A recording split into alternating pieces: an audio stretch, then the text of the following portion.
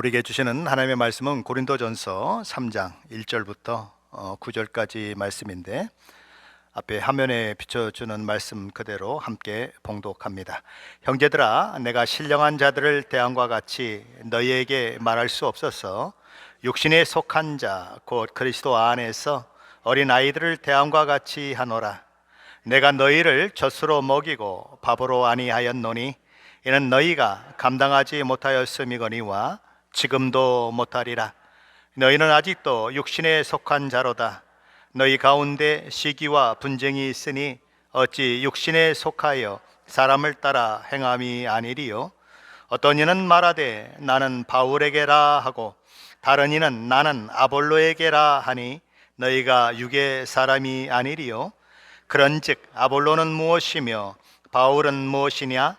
그들은 주께서 각각 주신 대로 너희로 하여금 믿게 한 사역자들이니라.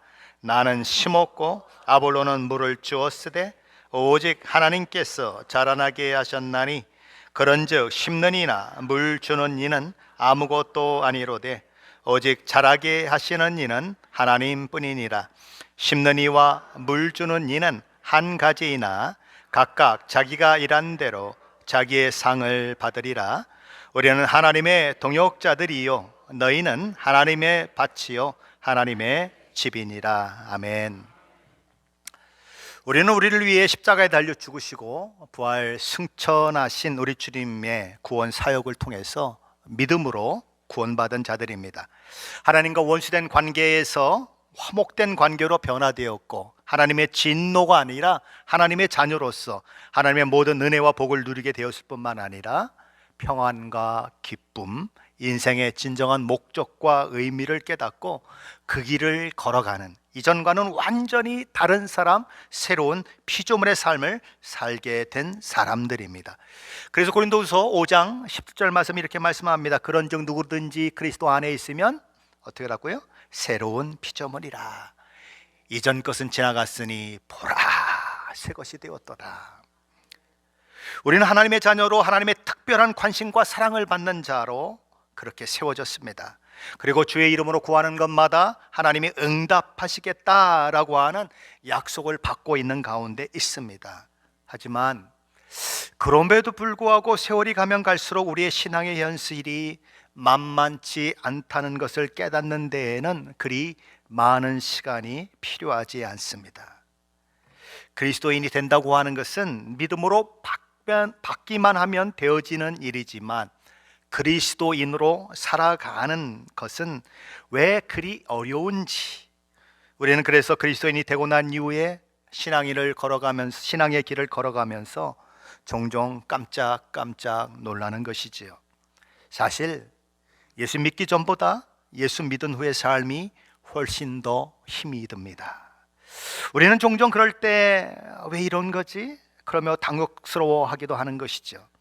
그렇다면 예수 믿고 하나님의 자녀가 되고 하나님이 주시는 모든 복과 은혜를 받아 누리는 사람이 되었음에도 불구하고 예수 믿은 후에 우리의 삶이 더 힘들어지는 것처럼 느껴지게 되는 이유는 어디에 있을까요? 두 가지 방해 요인이 우리를 방해하고 있기 때문입니다. 하나의 방해의 세력은 세상입니다. 그리고 다른 하나는 우리 육신적인 경향입니다. 세상은 외부적인 조건이라고 할 수 있겠죠. 외부로부터 우리의 신앙의 삶을 방해하는 요소가 있다는 것입니다. 그래서 사도 요한은 이 세상이나 세상에 있는 것들을 사랑하지 말라. 누구든지 세상을 사랑하면 아버지의 사랑이 그 안에 있지 아니하니 이는 세상에 있는 모든 것이 육신의 정욕과 안목의 정욕과 이생의 자랑이니 다 아버지께로부터 온 것이 아니요 세상으로부터 온 것이다. 이렇게 얘기합니다. 세상은 근본적으로 신앙과 이렇게 대적하는 그런 관계 가운데 있는 거죠. 세상은 우리와 다른 가치관, 다른 목적을 가지고 있습니다. 근본적으로 하나님 없음을 추구합니다. 인간을 최고의 가치에 올려놓는 인본주의입니다. 그리고 근본적으로 반하나님적일 수밖에 없고 물질적일 수밖에 없는 것입니다. 그 모든 것들이 신앙의 길을 가는데 방해 요소가 되고 있는 거죠. 이런 세상의 모든 것들이 외부적인 방해 요소라면 우리의 육신은 내부적인 방해 요소라는 것입니다. 우리 내부로부터 우리의 신앙의 삶을 방해하는 요소가 있다는 것입니다. 사도 바울은 그래서 절규하는 거죠. 이 내부로부터 오는 육신의 방해가 얼마나 지독하고 이기기 힘든 것인지 로마서 7장 18절로 20절에서 그는 이렇게 고백을 합니다. 제가 한번 현대 성경을 한번 읽어볼까요? 나는 내 육신 안에 올바른 것이 하나도 없다는 사실을 알고 있습니다. 아무리 몸부림쳐도 나는 나에게 올바른 일을 하게 할 수 없습니다. 나는 그렇게 하고 싶어도 되지가 않습니다. 선한 일을 하고 싶어도 되지 않고 악한 일을 하지 않으려고 애를 써도 되지 않습니다. 이제 내가 원하지 않는 일을 하고 있는 게 사실이라면 문제는 분명해집니다. 죄가 아직도 나를 사로잡고 있다는 사실입니다. 하고자 하는 일은 안 되고 안 하고자 하는 일은 하고 있고, 이렇게 살아야 하는데, 이렇게 신앙생활을 해야 되는데 하는 것은 알고 있는데 그대로 살 수 없는 우리의 모습들 우리에게 있다는 것이죠. 세상이라고 하는 것이 밖에서로부터 오는 방해 요소라면 아담으로부터 물려받은 육적 본성은 우리 내부에서 오는 것인데, 사탄은 이 두 가지 요소를 가지고 우리를 어렵게 한다는 것입니다. 세상이라고 하는 거대한 물의 흐름으로, 육적 본성이라고 하는 거대한 물의 흐름으로 신앙인들을 떠내려 가도록 만드는 것이 사탄의 역할이다는 것이죠. 세상과 육적 본성은 그래서 그리스도인에게 있어서 최고의 저항 세력입니다. 그것을 이기려면 온 힘을 다해야 이길 수 있다는 것입니다. 어떤 분들은 막 얘기해요. 하나님이 다 해주세요. 하나님이 다 해주세요. 나는 내가 하려고 하니까 실패하는 거지, 하나님이 다 해주신다고 생각하고 그리고 믿으면 모든 게 다 만사형통한다고 얘기하는 사람들이 있습니다. 어불성설이 말도 안 되는 것들이에요. 그럴 수 없습니다. 혹시 연어가 산란기에 자신이 처음 자라난 계곡물을 향해 거슬러 올라가는 것을 보신 적이 있습니까?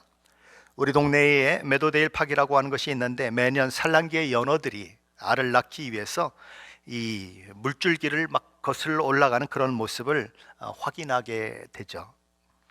정말 있는 힘을 다합니다. 물이 많지 않으니까 이렇게 똑바로 서지 못하고 이렇게 누워 있어요.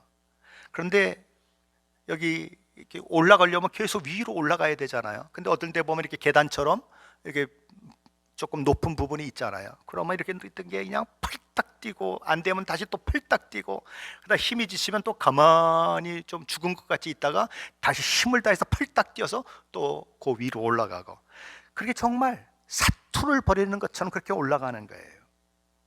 그런데 우리의 신앙의 삶도 그렇다는 것입니다.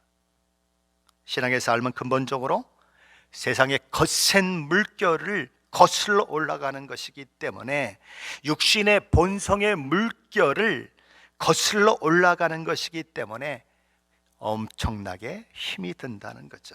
엄청나게 힘이 소요된다는 것입니다. 이 스트림을 거슬러 올라가는 연어가, 셀몬이 막 비늘이 벗겨지고 몸에 상처가 나고 지치고 힘든 것처럼 이 신앙의 길은 이런 여러 가지 저항의 요소들 때문에 때로는 깨지고 상하는 길이고 실패를 경험하는 길이다라는 것이죠. 그래서 종종 포기하고 싶은 마음까지 들 정도로 쉽지 않은 여정이 신앙의 여정이라는 것입니다. 고린도 교회의 문제는 어디서 발생했을까요? 세상 가치를 버리지 못한 데서 오는 문제예요. 또한 육신의 영향에서 벗어나지 못한 데서 오는 문제인 것입니다. 고린도 교회는 세상과 육신이라고 하는 쌍둥이 원수와 맞서 싸우는 것에 너무 지쳐 있고 좀처럼 이 쌍둥이 원수와의 싸움에서 승리하지 못하고 있는 것입니다. 이들은 세상과 죄의 본성을 가진 이 육신이라고 하는 이 원수와 단절하는 데 실패했고, 오히려 이 두 원수에게 굴복당하는 굴욕적인 모습 가운데 있었던 것이죠. 그래서 이들에게는 그리스도인의 모습이 나타나야 함에도 불구하고 그리스도인이면서도 세상 사람과 다를 바 없는 모습이 나타나고 있더라라는 것입니다. 오늘 보면 3장 1절로 2절 말씀입니다. 한번 같이 읽어봅니다. 1절 2절 말씀입니다. 형제들아, 내가 신령한 자들을 대함과 같이 너희에게 말할 수 없어서 육신에 속한 자 곧 그리스도 안에서 어린아이들 대함과 같이 하노라. 내가 너희를 젖으로 먹이고 밥으로 아니하였노니 이는 너희가 감당하지 못하였음이거니와 지금도 못하리라.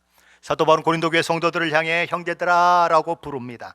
사도 바울은 이제부터 그들을 호되게 책망할 거예요. 그들의 죄를 가감없이 막 지적할 것입니다. 하지만 그 모든 책망과 지적은 죽이고 멸망시키고 속이는 것이 전매 특허인 사탄이 하는 일과는 전혀 다른 차원의 일이라는 거죠.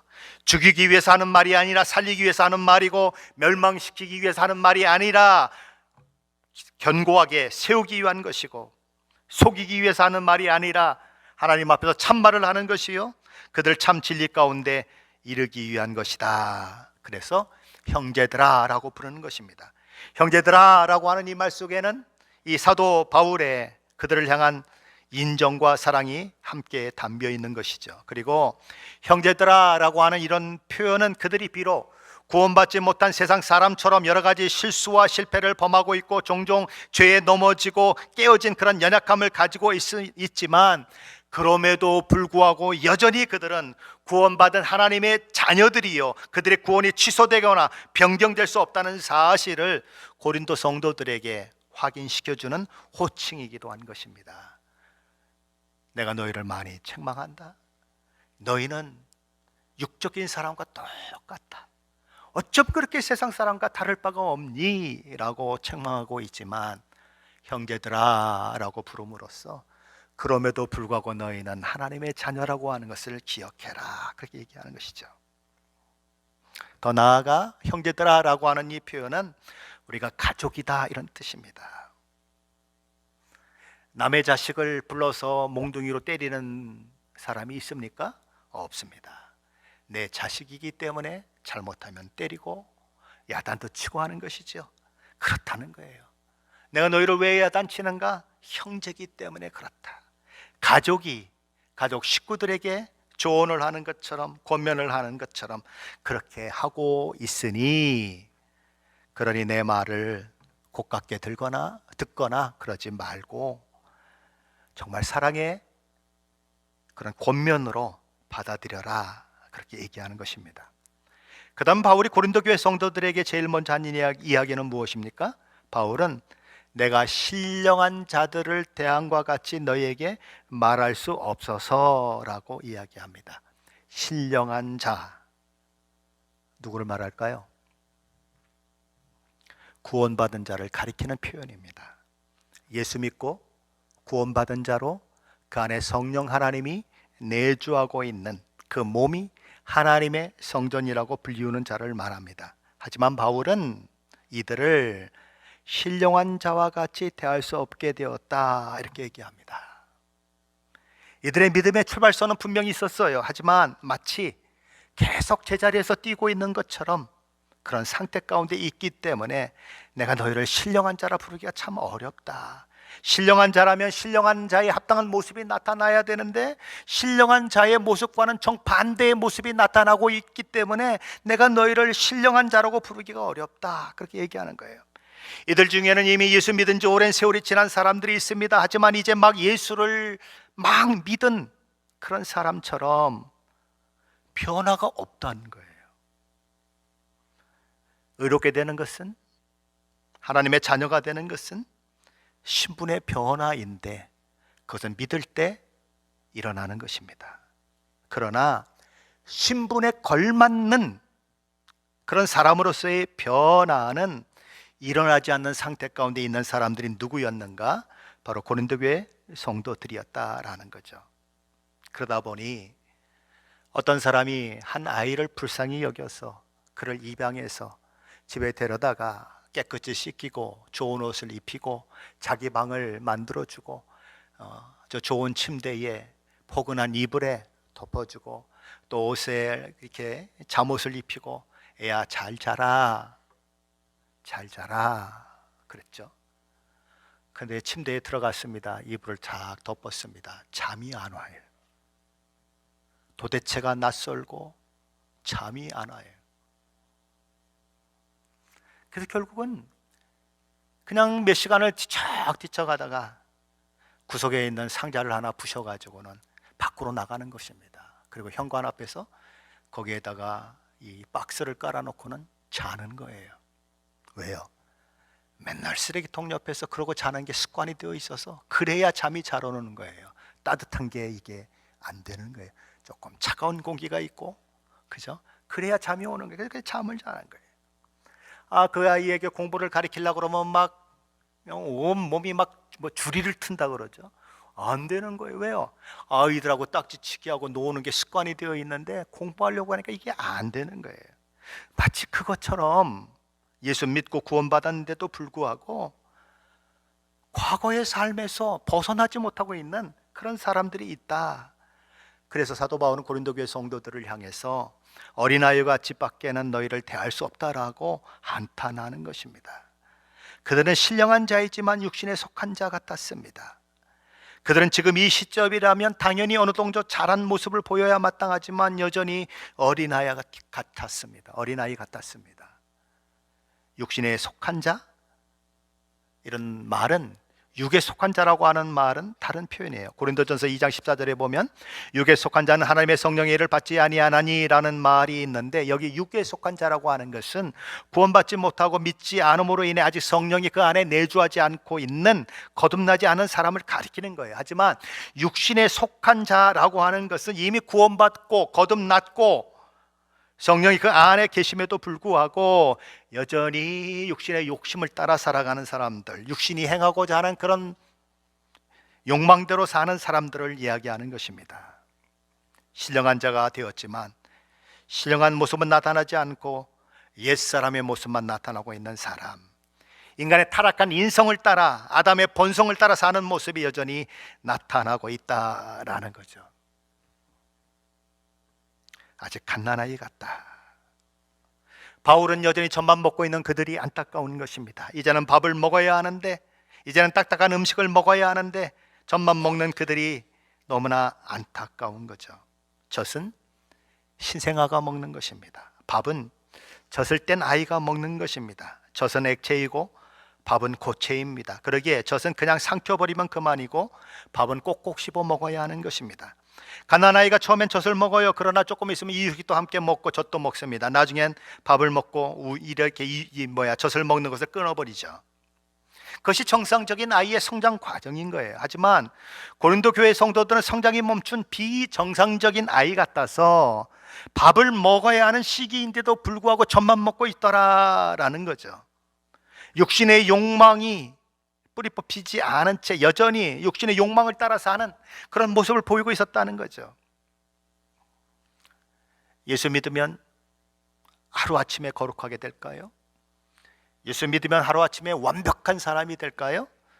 그런 사람은 없습니다. 예수 믿어도 옛날 모습 그대로 나오는 사람들이 너무너무 많은 거예요. 도대체가 교회가 왜 이러해요? 아니, 교회는 조금 다른 줄 알았는데 왜 교회가 이 모양이죠? 맞아요. 그 모양일 수밖에 없어요. 왜요? 변화되어 가는 과정이기 때문입니다. 그 과정이 필요한 거예요. 육체를 가졌기 때문에 완전한 성화, 완전한 거룩한 사람이 되기까지는 시간이 걸리는 것이고, 사람마다 그것을 얼마나 사모하느냐에 따라서 변화의 정도는 달라질 수밖에 없다는 것입니다. 그것이 얼마나 어려운지 사도 바울은 로마서에서 이렇게 얘기하는 거죠. 그뿐 아니라 또한 우리 곧 성령의 처음 익은 열매를 받은 우리까지도 속으로 탄식하며 양자될 것, 곧 우리 몸의 속량을 기다리느니라. 뭘 기다려요? 우리 몸의 속량을 기다린다. 넘어지고 자빠지고 실패하고 실수하는 그런 몸이 아니라 늘 하나님 앞에 죄송해요, 이번 한 주간도 하나님 말씀대로 살지 못했어요 라고 고백하는 그런 몸이 아니라 모든 것이 하나님의 원하시는 대로 사라지는 그 몸의 속량을 기다린다는 거예요. 우리는 구원받을 때 죄의 권세로부터 해방됩니다. 하지만 그렇다고 해서 우리의 죄가 전혀 짓지 않아도 되는 그런 거룩한 사람이 단번에 되는 것은 아닙니다. 그러기에 우리는 죄와 싸우되 피 흘리기까지 싸우는 싸움이 있어야 한다는 사실을 잊어버려서는 안 되는 것입니다. 우리는 선택의 기로에 있어요. 어떤 선택의 기로? 우리의 몸을 죄에게 내주면 우리는 죄인이 되는 것이죠. 만약 우리가 우리 몸을 죄에게 내주면 우리는 죄를 짓는 사람이 되는 것입니다. 그러기에 우리는 우리 몸을 의의 병기로 하나님께 드릴 것인가 아니면 불의의 병기로 죄에게 내줄 것인가 하는 문제 앞에 올바른 결정과 선택을 하며 살아갈 책임이 있는 것입니다. 바울은 고린도 지역을 방문해서 그들이 아직 우리 주 예수 그리스도를 알지 못했기 때문에 십자가 복음을 전했고 그들이 믿고 구원받아 이제 막 태어난 연약한 영적 상태에 있을 때에 적과 같이 부드럽고 소화하기 쉬운 말씀으로 그들에게 가르치고 설교했습니다. 그러나 지금은 많은 시간이 흘렀습니다. 당연히 성장해서 밥과 같이 잘 씹어 소화하는 그런 단계로 나아가야 함에도 불구하고 여전히 처음 예수를 믿을 때에 전했던 그 수준에서 더 이상 한 발자국도 나아가지 못하고 있다는 사실 때문에 그는 너무 답답한 것입니다. 처음 예수 믿었을 때야 감당할 수준이 안 되니까 젖을 먹일 수밖에 없었죠. 그러나 세월이 흘러가면 좀 감당해야 하는 것 아닙니까? 좀 힘든 것도 감당할 수 있고 어려운 일도 좀 감당할 수 있고 하나님 주시는 사명도 좀 감당할 수 있어야 되는 것 아닙니까? 그런데 처음 믿을 때나 끝까지 믿을 때나 오직 하나 붙들고 있는 거, 나 예수 믿고 구원받았어요. 나 예수 믿고 구원받았어요. 그거 하나 외에는 할 말도 없고 그거 하나 외에는 뭐 아는 것도 없고 이러면 곤란하다는 거예요. 사도 바울은 그곳에서 무려 18개월 동안이나 목회했어요. 그리고 그 뒤를 이어 아볼로가 그들을 목양했습니다. 그리고 지금 이 시간 그들이 복음을 받아들인 지 최소한 5년 정도는 지나 있는 상황인 것입니다. 그런데 여전히 어린아이 같았다. 그들이 멍청해서 그럴까요? 바보 같아서 그럴까요? 아니에요. 얼마나 지식이 넘쳤다고 지들끼리 자랑하고 무슨 뭐 이것저것 가지고 막 재고 누가 크냐고 싸우고 그랬어요. 아테네와 가까웠기 때문에 여러 가지 철학으로도 굉장히 아주 그렇게 철학적인 것들에 익숙했던 사람들이기도 한 것입니다. 왜 그러던 이렇게 미성숙한 걸까요? 그들이 세상의 방식과 육적 욕망을 버리기를 거부했기 때문입니다. 야곱의 사도의 이야기처럼 거울을 금방 보고는 자기 모습이 어떤지 잊어버리는 것처럼 하나님의 말씀을 듣고는 아무 생각이 없이 사는 것입니다.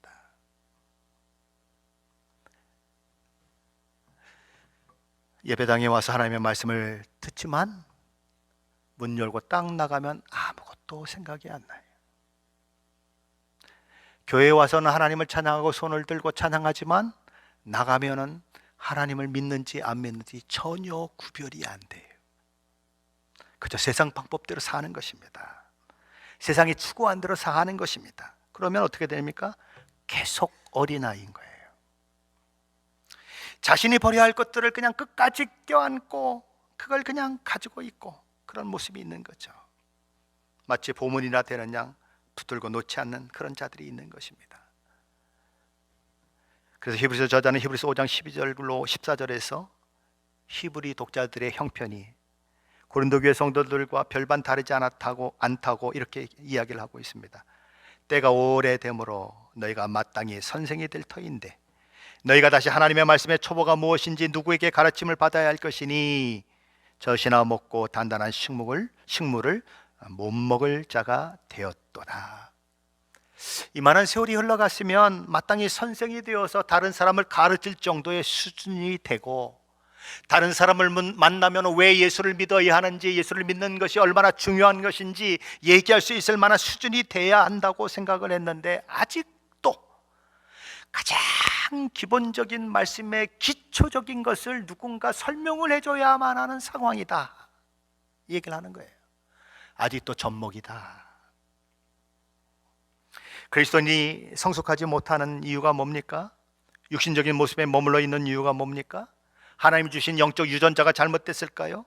하나님이 영적으로 거듭나게 하시는데 자라나지 못할 수밖에 없는 장애를 갖도록 저와 여러분을 구원하셨을까요? 그럴 리가 없겠죠.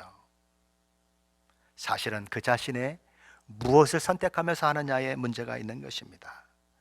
그렇다면 사도 바울이 고린도 교회 성도들을 신령한 자가 아니라 육신에 속한 자여 장성한 자가 아니라 젖이나 먹는 어린아이라고 평가하는 근거는 무엇일까요? 오늘 보면 3절로 4절 말씀인데 한번 같이 읽어봅니다. 너희는 아직도 육신에 속한 자로다. 너희 가운데 시기와 분쟁이 있으니 어찌 육신에 속하여 사람을 따라 행함이 아니리요. 어떤 이는 말하되 나는 바울에게라 하고 다른 이는 나는 아볼로에라가 하니 너희가 육의 사람이 아니리요. 사도 바울이 고린도 교회 성도들을 아직도 육신에 속한 자로 평가하는 이유는 두 가지입니다. 첫째는 그들 안에 시기가 있다는 거예요. 둘째는 그들 안에 분쟁이 있다는 것입니다. 시기는 심각한 형태의 이기심입니다. 자기가 가지길 바라는 것을 다른 사람이 가지고 있을 때 질투심이 일어나서 생기는 것이 시기입니다. 이기심은 유아기 아이들이 보이는 대표적인 특징 중에 하나죠. 왜냐하면 유아의 삶은 거의 완전히 자기 중심적이고 이기적이기 때문입니다. 첫째 애가 태어나고 둘째 애가 태어나면 종종 어떤 일들이 일어납니까? 첫째 애가 질투합니다. 첫째 애가 태어났을 때에는 부모의 온 신경이 누구에게만 갔습니까? 첫째 애에게만 갔습니다. 근데 둘째가 태어나면 뭐 반반을 가든지 아니면 조금 더 가요. 왜냐하면 더 어리기 때문에. 그렇게 되면 괜히 와가지고 젖 먹는 애를 꼬집기도 하고 때리기도 해요. 그렇죠? 장난감을 동생이 만지면 어떻게 합니까? 다짜고짜 뺏어버립니다. 동생에게 엄마나 아빠나 할아버지나 할머니가 관심을 보이고 바라보고 있으면 우리 손자 녀석 보니까 이제 막 기어다니고 그러는데 그래서 까꿍 이러고 있으면 이 첫째 손자 녀석이 그 위에 와서 그냥 확 누워버려요. 나봐라 이거죠. 그게 유학이라는 거예요. 근데 그런 특징이 어른이 될 때까지 있다면 이건 문제도 보통 문제가 아니라는 거예요.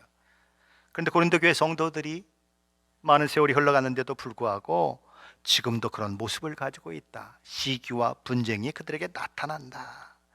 육신적으로 성숙하지 못한 사람들은 자신들이 동의하거나 개인적으로 끌리거나 자신들에게 아첨하는 지도자들과 동료 신자들하고는 잘 어울리고 잘 협조합니다. 하지만 그렇지 않은 자들과는 하지 않고 비협조적이 되곤 하죠. 그런 현상이 고린도 교회에도 나타났다라는 거예요. 그래서 나는 바울에게 속했다, 나는 아볼로에게 속했다 하는 사람들이 있었다는 것입니다. 바울은 1대 목회자고 아볼로는 2대 목회자입니다. 1대와 2대 목회자를 두고 서로 두 표로 나누어졌다라는 거죠. 분리되고 분쟁하게 되었다라는 것입니다. 바울은 그런 그들에게 말하는 것입니다. 그런 너희 모습은 너희가 육신에 속한 자라고 하는 것을 잘 보여주는 증거다. 하나님이 아니라 사람을 따르는 사람이라고 하는 것을 보여주는 그런 증거물이 아닐 수 없다. 그러니 너희는 아직 어린아이다. 이렇게 얘기하는 것입니다. 그러면 이런 어린아이와 같은 모습에서 벗어나려면, 육적인 사람의 모습에서 벗어나려면 고린도 교회 성도들이 무엇을 깨달아야 할까요? 우리 5절로 8절 말씀입니다. 한번 같이 봅니다. 5절로 8절입니다. 그런즉 아볼로는 무엇이며 바울은 무엇이냐? 그들은 주께서 각각 주신 대로 너희로 하여금 믿게 한 사역자들이니라.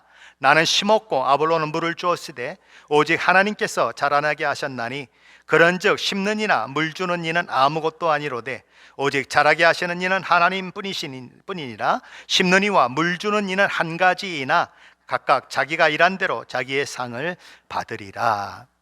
우리가 시기와 분쟁에서 벗어나는 방법은 우리의 시선을 사람에게서 하나님으로 옮기는 방법밖에 없다는 것입니다. 그리고 영광과 존귀와 찬양을 받으실 분은 오직 하나님 한 분뿐임을 기억하고 하나님께 모든 영광과 존귀와 찬양과 경배가 돌려지게 하는 것밖에 없다는 것입니다. 바울은 그들에게 묻는 거예요. 아볼로는 무엇이며 바울은 무엇이냐? 그들은 다만 하나님의 사역자들일 뿐이었다. 이렇게 얘기하는 것이죠. 바울은 고린도에 와서 복음을 전한 사람이기 때문에 농부로 말하면 씨를 뿌리는 사람이다. 아볼로는 그들에게 와서 이미 씨가 뿌려져서 거듭난 사람들에게 성경의 더 깊은 진리를 가르치고 그들을 양육했기 때문에 농부로 얘기하면 물을 주는 사람과 똑같다. 자, 그렇다면 씨를 뿌렸다고 다 되느냐? 물을 줬다고 다 되느냐? 이렇게 묻는 것입니다. 씨에 생명이 없다면, 씨를 뿌리면 생명이 저절로 이렇게 자라게 될까요? 씨에 생명이 없다면 물을 주면 싹이 트고 자라게 될까요? 씨에 생명이 없으면 물을 주면 줄수록 어떻게 됩니까? 썩어요. 죽은 씨는 아무리 뿌려봐야 거름밖에 안 돼요. 우리를 거듭나게 하시는 분이 누구십니까? 하나님이세요. 우리를 예수 믿게 하는 분이 누구십니까? 하나님이세요. 우리의 죽은 생명을 살아있는 생명이 되게 하시는 분이 누구십니까? 하나님이세요. 여기서 우 목사가 10시간을 여러분에게 복음을 설명해도, 2000시간을 여러분에게 복음에 대해서 얘기하고 십자가를 얘기해도 한 사람도 제 능력으로는 구원받게 할 사람이 없어요. 그건 하나님, 전적인 하나님이 하시는 일이에요.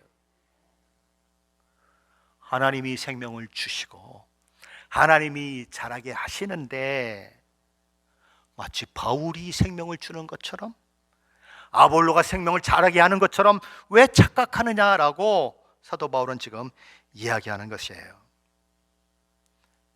가끔 예술적인 분야에서 탁월한 그런 능력을 가진 사람들이 있죠. 그래서 그림을 그리는데 보통 사람하고 다르게 그림을 그리는 분들이 있어요. 연주를 하는데 보통 사람하고 연주가 달라서 아주 그 사람이 연주하면 모든 사람들이 막 매료되는 그런 사람들이 있어요. 어떤 분은 막 너무 조각을 잘해서 조각을 하면 막 그 조각이 살아있는 것 같아요. 우리는 그냥 큰 돌을 보면 큰 돌이구나 이렇게 생각하는데, 조각가는 다르대요. 그 큰 돌 속에서 다윗을 보는 거예요. 그래서 다윗이 팍 하고 있는 모습을 딱 그려내는 거죠. 그리고 그걸 막 망치와 종으로 이렇게 쪼개서 다윗이라고 하는 형상을 만들어내는 것입니다. 그게 예술과의 차이점이라는 거죠. 그런데 어떤 사람이 그림 그린 붓을 가져다 놓고, 이 붓이 얼마나 위대한지 아십니까? 이 붓을 위해서 우리가 동상을 만들어야 합니다. 물감을 갖다 놓더니 이 물감이 얼마나 대단한지 압니까? 이 물감으로 우리는 큰 기념관을 만들어야 됩니다. 어떤 사람은 망치를 갖다 놓고는 막 그거를 막 높은 자리에 올려놓고 막 칭송해야 된다고 얘기하는 사람이 있다면 그게 정상이냐 하는 것입니다. 왜 붓이, 왜 물감이, 왜 망치가, 왜 정이 이런 위대한 작품을 만들어냈습니까? 지가 막 혼자서 막 움직이더니 척척척척 하고 그랬습니까? 아니요. 위대한 작가의 손에 붙들려서 붓이 휘두러지고 망치가 휘두러지니까 그 작품이 나온 거예요. 그럼 누가 칭송을 받아야 됩니까? 붓입니까? 망치입니까? 아니면 그 붓을 잡고 있는 예술인, 그렇죠? 망치를 잡고 있는 그런 조각가입니까? 그건 무르나 마나인 거죠. 위대한 작품을 만들어내는 것은 작가가 하는 것이지 망치가 하는 게 아니에요. 물감칠을 하는 붓이 하는 게 아니에요. 그런데 왜 거기서 사도 바울이 나오고, 그런데 왜 거기서 아볼로가 나오냐는 거예요. 거기서 왜 1대 목회자가 나오고 2대 목회자가 나오고 나는 1대 목회자 편이고 나는 2대 목회자 편이다라고 하는 얘기가 나오냐는 거예요. 그들이 누구냐? 바울이 누구고 아볼로가 누구냐? 이렇게 얘기하는 거예요. 그들이 도대체 누군데 나는 그들 편이라고 얘기하는 이런 바보 같은 소리가 나오느냐? 이게 지금 누가 한 일이냐? 이 교회가 누가 세운 것이냐? 하나님이 하신 것이고, 한 생명 가운데 생명을 불어넣어 주시고 교회를 형성하게 한 것이 누구냐? 하나님 아니시냐? 그러니 모든 영광과 존귀는 하나님께 돌려줘야 하고, 목사는 당연히 하나님이 쓰신 도구에 불과하다는 것을 본인도 알아야 하고 성도들도 알아야 한다. 그러니 누구를 따라가야 하는가? 물론 목사를 존경할 수 있고 또 목사이기 때문에 대접할 수 있지만, 근본적으로 우리는 목사도 성도도 하나님을 따라가고 있다고 하는 사실을 놓쳐서는 안 된다. 내가 나된 것이 하나님의 은혜이고 내가 오늘 구원받은 것이 하나님의 역사임을 놓쳐서는 안 된다, 그걸 얘기하는 거예요. 물론 바울이 수고했어요. 아볼로도 수고했어요. 그래서 작가들을 위한 기념관이 생기면 작가의 동상만 있는 게 아니라 작가의 작품만 있는 것이 아니라 모두 거기 전시되죠.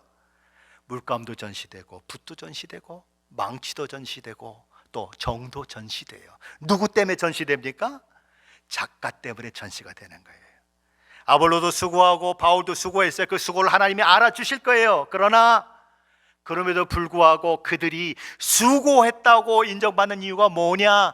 하나님이 하신 일 때문이다라는 거죠. 그래서 9절에서는 다시 한번 이 얘기를 하는 것입니다. 우리는 하나님의 동역자들이요 너희는 하나님의 밭이요 하나님의 집이니라. 바울은 바울과 아볼로는 하나님의 동역자다라고 말합니다. 하나님의 손에 붙들린 하나님의 도구일 뿐이다. 그들은 자신의 사역이 아니라 하나님의 사역을 하는 자들이다, 이렇게 얘기합니다. 그리고 고린도 교회 성도들을 밭이다라고 얘기합니다. 하나님의 씨가 뿌려졌을 때에 그 씨가 자라나는 밭이다. 또한 하나님의 집이다라고 얘기하는 것입니다. 그리스도라고 하는 반석 위에 세워진 집이다, 이렇게 얘기하는 거죠. 고린도 교회 성도들은 하나님의 밭이고 하나님의 집이다. 그러니 그들의 소유주가 누구인가? 하나님이시다. 그들의 주인이 누구신가? 하나님이시다. 그러므로 그들의 영광과 존귀와 찬양과 경배를 받으셔야 할 분은 누구신가? 오직 한 분, 하나님이시다라는 거예요. 다툼과 시기는 미성숙함의 증거라고 할 수 있습니다. 오직 하나님께만 찬양과 경배와 영광을 돌리는데 실패하고 사람에게 집중하고 있다는 증거요, 사람을 보고 신앙생활하고 있다는 증거인 것입니다. 여러분을 힘들게 하는 것이 무엇입니까?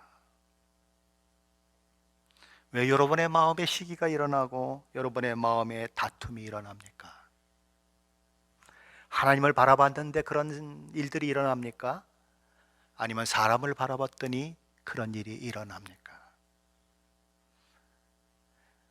여러분이 교회 생활하시고 많은 교회에서 오신 분들도 있는데 여러분이 교회를 떠나갈 때는 어떻게 떠나갑니까? 하나님이 너 이 교회 그만 다니고 저기 옆에 있는 어떤 교회 가라 그래서 떠나가십니까? 아니면 성질나서 떠나갑니까? 하나님 때문에 떠나갑니까? 사람 때문에 떠나갑니까? 한번 물어보십시오. 그러면 내가 누구를 보고 신앙생활 하는지를 알게 되는 거예요. 여러분이 사역을 하다가 집어치웠습니다. 누구 때문에 집어치웠으니 하나님께서 야, 너 형편없어, 너 같은 놈은 이 사역하면 안 돼, 그러고 말씀하셔서 그만두셨습니까? 아니면 성질나서 그만두셨습니까? 성질이 나가지고. 그러면 누구를 보고 신앙생활 하는지가 드러나는 거예요. 하나님을 놓치면 누구도 신앙생활 제대로 할 수 없어요. 하나님을 놓치면, 인간을 보면 결코 인간은 완전하지 않기 때문에 늘 실망과 그런 것들밖에 줄 수 없는 존재이기 때문에 신앙생활 제대로 할 수가 없어요. 하나님을 바라봐야 한다고요. 하나님만이 저 꼴값지 않은 사람을 변화시킬 수 있다니까요. 나를 힘들게 하는 저 영혼을 변화시킬 수 있다니까요. 그러니까 그런 영혼을 만나면 하나님 앞에 기도해야죠. 하나님, 제가 아직 하나님을 잘 못 만나서 하나님을 제대로 알지 못해서 저렇게 까불고 있는데 하나님 저 영혼을 변화시켜 주세요 하고 하나님 앞에 기도해야 하는 거예요. 아이고 저 영혼 꼴보기 싫어서 난 이 교회 안 가, 이게 아니고 하나님을 바라보셔야 합니다. 그럴 때만 우리는 승리할 수 있어요. 하나님만이 그리고 영광을 받으셔야 합니다. 어느 날 목사가 설교를 했는데 여러분에게 은혜가 되십니까?